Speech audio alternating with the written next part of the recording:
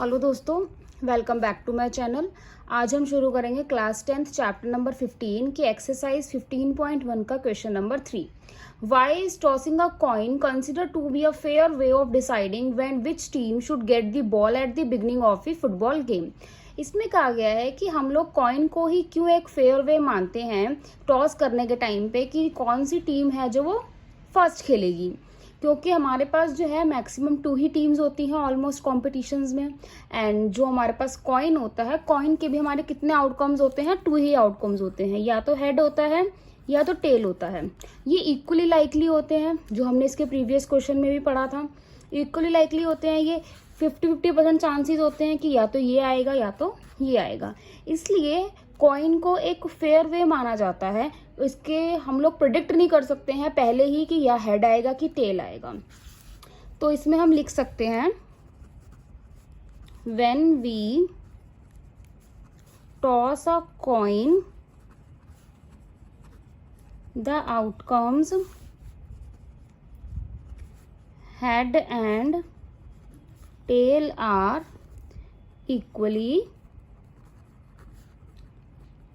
likely।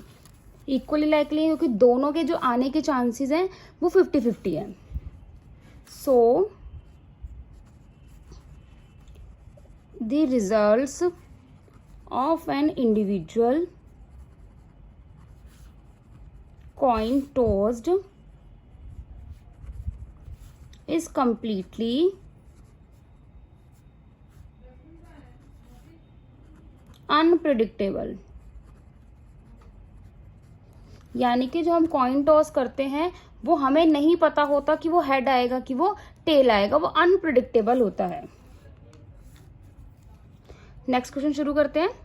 Question number 4, which of the following can not be the probability of an event. हमें ये 4 option दिए गए हैं, इसमें से हमें बताना है कि कौन सी हमारी प्रोबेबिलिटी है वो नहीं है।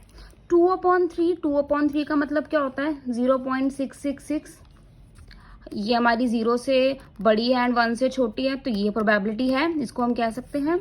-1.5 प्रोबेबिलिटी हमारी कभी भी नेगेटिव नहीं होती है, तो एक तो ये है हमारी जो प्रोबेबिलिटी नहीं है, ये ऑप्शन करेक्ट है, ये हमारी प्रोबेबिलिटी नहीं है। नेक्स्ट भी देख लेते हैं। 15% मतलब 15/100 विच मीन्स 0.15, ये भी प्रोबेबिलिटी है। एंड 0.7 तो प्रोबेबिलिटी हमारी है ही, तो -1.5 जो है हमारी प्रोबेबिलिटी नहीं है। नेक्स्ट क्वेश्चन करते हैं। क्वेश्चन नंबर 5 शुरू करते हैं। Probability of E 0.05। हमें ई की प्रोबेबिलिटी दे रखी है 0.05। What is the probability of not E. हमें नॉट ई की प्रोबेबिलिटी निकालनी है। मैंने आपको चीज इंट्रोडक्शन वाले पार्ट में बताई थी कि अगर हमें किसी की भी प्रोबेबिलिटी दे रखी है और उसी सेम की हमें नॉट की निकालनी है, तो हम उस प्रोबेबिलिटी को 1 में से माइनस कर देंगे। तो मैं क्या करूंगी यहाँ पर, प्रोबेबिलिटी ऑफ नॉट ई की निकालने के लिए क्या करेंगे, 1 minus probability of E, 1 minus 0.05। क्या आएगा इसका आंसर, 0.95। नेक्स्ट क्वेश्चन करते हैं। Question number 6, a bag contain lemon flavored candies only. Malini takes out 1 candy without looking into the bag. What is the probability that she takes out? एक bag में सिर्फ और सिर्फ कौन सी कैंडीज हैं, lemon flavoured candies हैं। मालिनी एक लड़की है, उसने बिना देखे बैग में से कैंडीज निकाली हैं, तो बताना है इन कैंडीज के निकालने की प्रोबेबिलिटी क्या होगी। फर्स्ट पार्ट क्या है कि उसने कौन सी कैंडी निकाली है, ऑरेंज फ्लेवर्ड कैंडी निकाली है। जब बैग में ऑरेंज फ्लेवर्ड कैंडी है ही नहीं तो वो निकलेगी कैसे, तो यानी ये कौन सा इवेंट हो गया हमारा, इम्पॉसिबल इवेंट। और इम्पॉसिबल इवेंट की प्रोबेबिलिटी हमेशा क्या होती है, 0। तो यहां पर हम क्या लिखेंगे, probability of an orange flavoured candy is equal to 0। Next है लेमन फ्लेवर्ड कैंडी। बैग में लेमन फ्लेवर्ड ही है तो वो लेमन ही निकलेगी, जितनी बार भी निकाले। तो यानी ये कौन सा इवेंट है हमारा, श्योर या फिर सर्टेन इवेंट, और जिनकी प्रोबेबिलिटी क्या होती है हमेशा 1। तो सेकेंड वाला क्या हम लिखेंगे, a lemon flavoured candy is equal to 1। Lemon flavoured candy के निकालने की प्रोबेबिलिटी कितनी होगी, 1। नेक्स्ट क्वेश्चन करते हैं। Question number 7. It is given that in a group of 3 students, the probability of 2 students not have the same birthday is 0.992. What is the probability that the students have the same birthday? 3 students का group है जिसमें से जो 2 students हैं उनका जो birthday ना आने की प्रोबेबिलिटी सेम डे पर वो कितनी है? 0.992. तो सेम डे पर हमें आने की प्रोबेबिलिटी निकालनी है, तो हम वही करेंगे, probability of having birthday on same, तो क्या करेंगे? 1 minus probability of not have same birthday, जो हमें क्वेश्चन में गिवन था 0.992, इसको हम 1 में से माइनस कर देंगे, तो हमारा आंसर कितना आ जाएगा? 0.008.